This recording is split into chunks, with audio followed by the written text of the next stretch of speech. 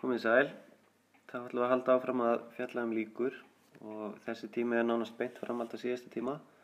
Þið munið kannski að í síðasta myndbandi sagði ég að við ætlum að taka fyrir núna möguleika sem skarast. Og það er best að sýna það með dæmum held ég. Ég ætlum að taka með ykkur 2 dæmi og þið sjáu í seinna dæminu hvað er átt við með möguleikum sem skarast. Þetta eru 2 keimlík dæmi sem ég ætlum að taka með ykkur. Að skarast því að við þurfum að passa að telja ekki sama atburðinn tvisvar.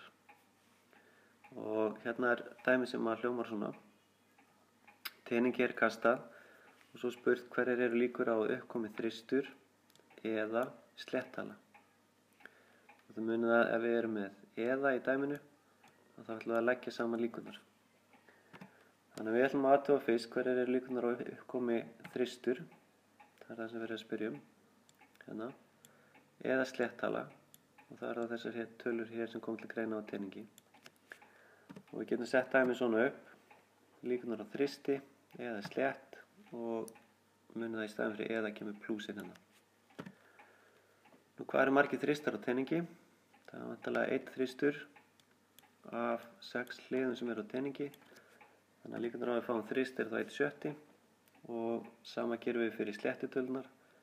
Þær eru 3 af 6 hliðum.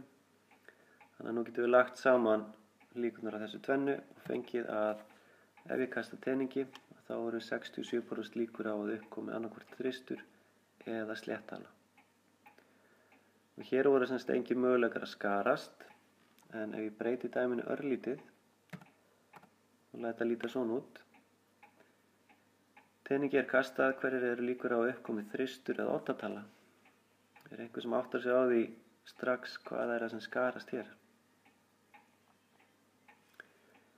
Ef við skrifum upp tölurnar sem við erum að spyrja um, þá sjáum við að annars verður að spyrja um þrist og hins vegar verður að spyrja um oddatölur og inn í oddatölunum er einmitt þristur.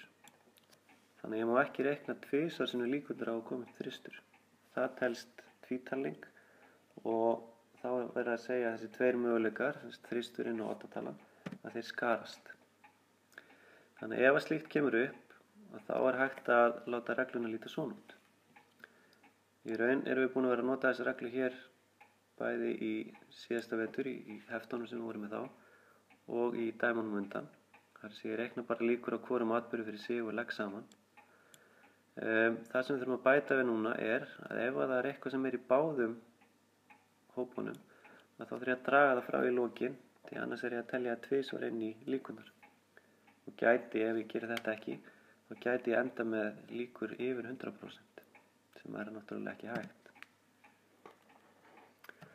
Þannig að við skoðum, eða setjum þetta upp eins og daginn, líkurnar á að fá þrist eða oddatölu og mínus það sem er báðum stöðunum. Þessu tilviki er það þá bara akkurat þessi eini þristur, en þið gæti alveg fengið dæmi sem að eru ekki alveg svona einföld, en reglan virkar engu síður á þau. Þannig að líkurnar á að fá þrist, hann er þá 1 flötur af 6 sem inniheldur þristin á tening.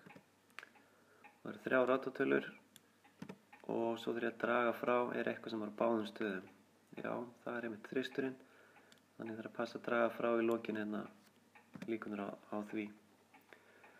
En þetta gefur mér þá í staðinn fyrir eins og áðan þegar spurt um þrist og sléttartölur. Þá eru líkurnar 67%, en núna eru líkurnar bara 50%, af því að þristurinn er inn í þessari oddatölu sem spurt um.